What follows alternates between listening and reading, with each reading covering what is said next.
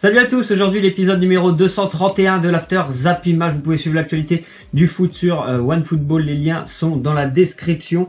Nous on va commencer avec une déclaration de Kylian Mbappé, il nous dit on a gagné.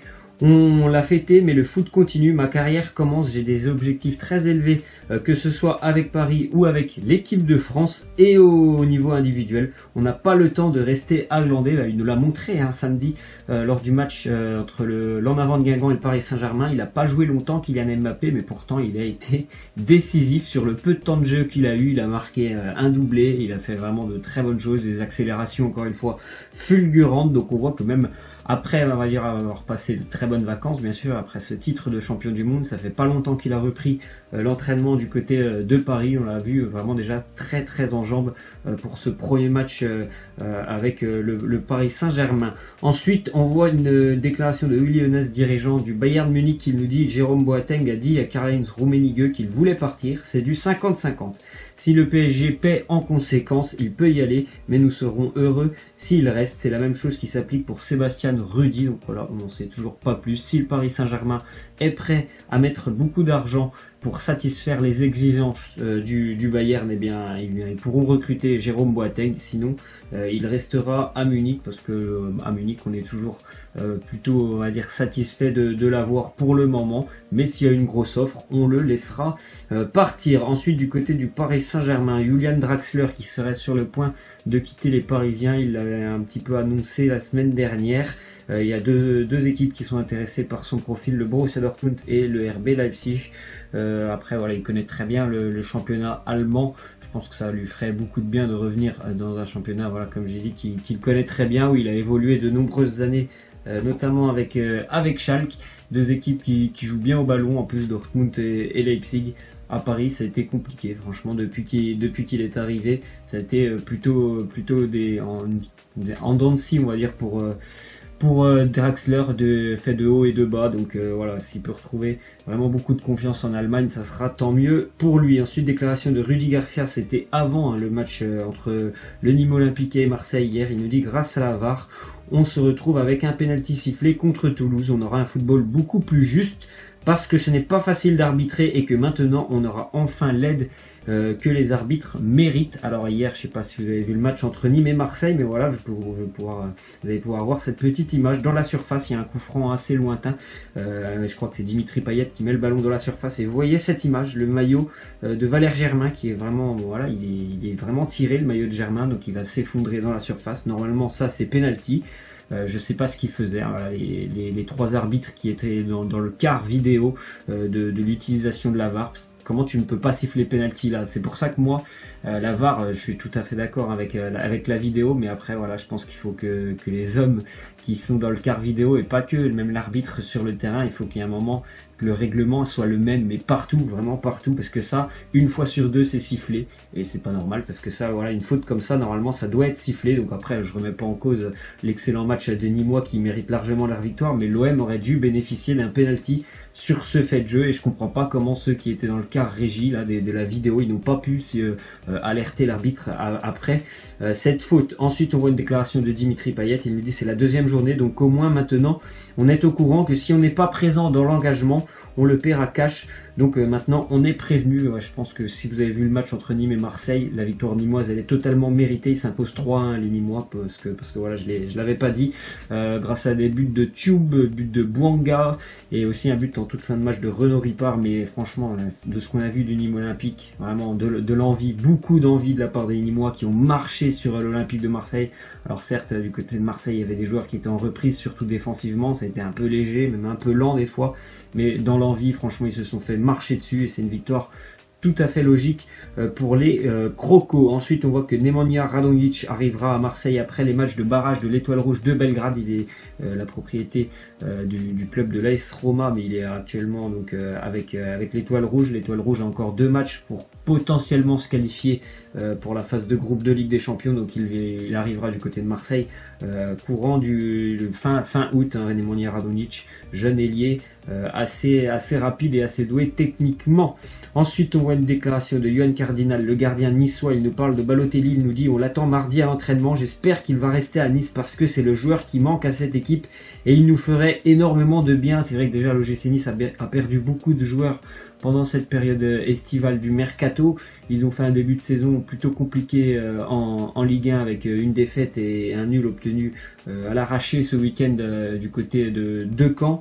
Et un Balotelli, c'est vrai que ça se ressent du côté niçois quand il n'est pas là.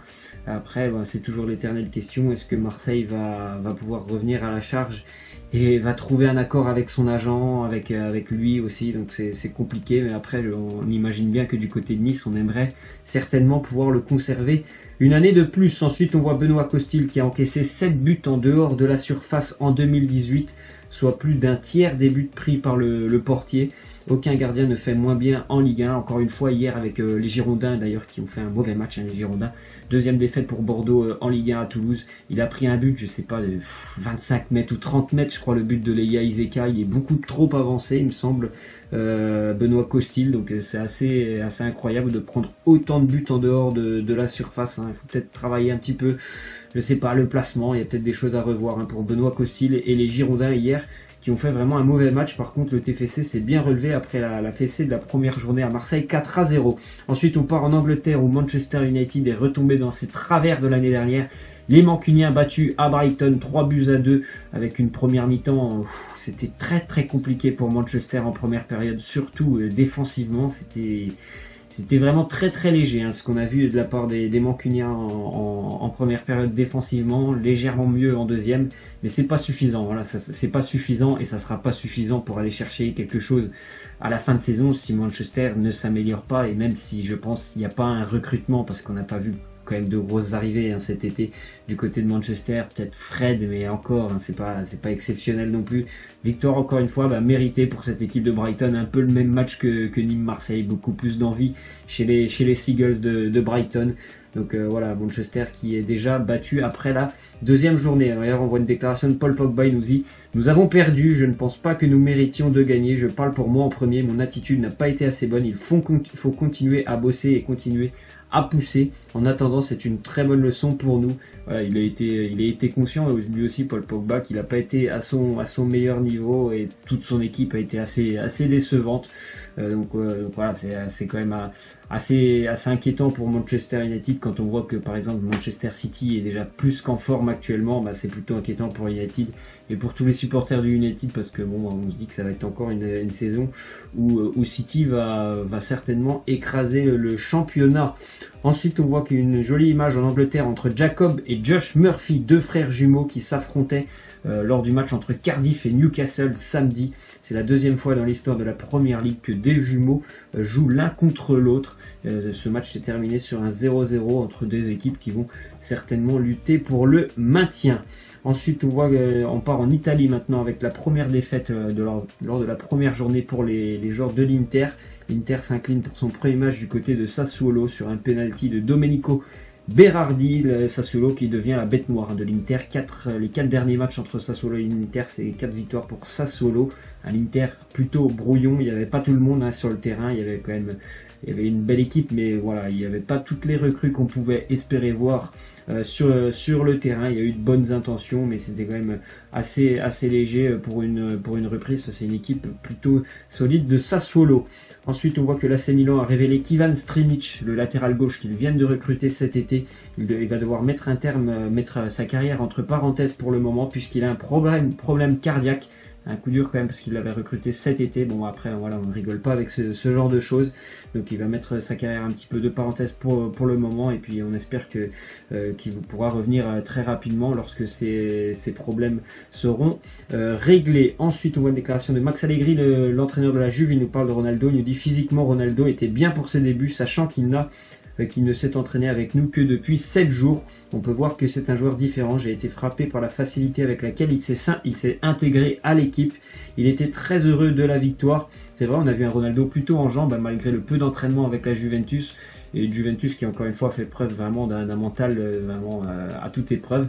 Revenir encore une fois alors qu'ils étaient menés 2-1 et s'imposer sur le fil 3-2 du côté de Vérone, c'était vraiment c'est de bon augure pour la Juventus. Et puis Ronaldo, voilà, c'était des débuts plutôt intéressants. Ensuite on part en Espagne avec une première victoire déjà pour le Barça, pour le Real, on l'a vu, enfin on le sait, et victoire aussi pour le FC Séville 4-1 du côté de du Rayo Vallecano, avec notamment un André Silva qui est prêté par l'AC Milan, qui a mis un triplé, lui qui l'année dernière avec le Milan avait seulement marqué 2 buts. Voilà, déjà premier match avec Séville, il a mis un triplé, et c'est une victoire largement méritée pour les Sévillans du côté du Rayo Vallecano. Ensuite on part en Ligue 2 avec victoire pour le Racing Club de Lens, c'était samedi face à 3, 2-0 pour les Lensois, grâce à des buts de Gomis et de Ambrose, une équipe lensoise qui pour le moment 5 matchs officiels, 5 victoires, avec la qualification aussi en Coupe de la Ligue, toujours aucun but encaissé, ils sont premiers en Ligue 2, c'est tant mieux. Moi j'espère que Lens va pouvoir remonter en Ligue 1, ils ont des hommes d'expérience vraiment dans le groupe, notamment Gilet au milieu de terrain, c'est plutôt intéressant, et aussi Santon, le latéral, bref. Vraiment une très très belle équipe pour le moment du Racing qui fait vraiment plaisir, et j'espère qu'ils vont pouvoir remonter en Ligue 1. Ensuite, petite image, on voit en Allemagne, en Coupe d'Allemagne, c'était ce week-end, le Hansa Rostock Division 3 qui recevait Stuttgart, et d'ailleurs surprise, le Hansa qui s'était imposé. Vous voyez les images magnifiques du stade complètement en feu avec beaucoup de fumigène. Le Hansa qui s'est imposé 2-0 face à Stuttgart. Et on va terminer avec la question de fin, il n'y a pas d'image, mais c'est pour les supporters d'Arsenal. Après la défaite des Gunners 3-2 samedi à Chelsea, est-ce que vous pensez qu'Arsenal peut accrocher une place dans les 4 premiers en Première Ligue cette saison? Laissez-moi en commentaire ce que vous en pensez. Pour moi, je pense que ça sera très compliqué, et je pense que voilà, Arsenal devra certainement se contenter de l'Europa League. Voilà, moi je vous laisse et je vous dis à la prochaine. Ciao.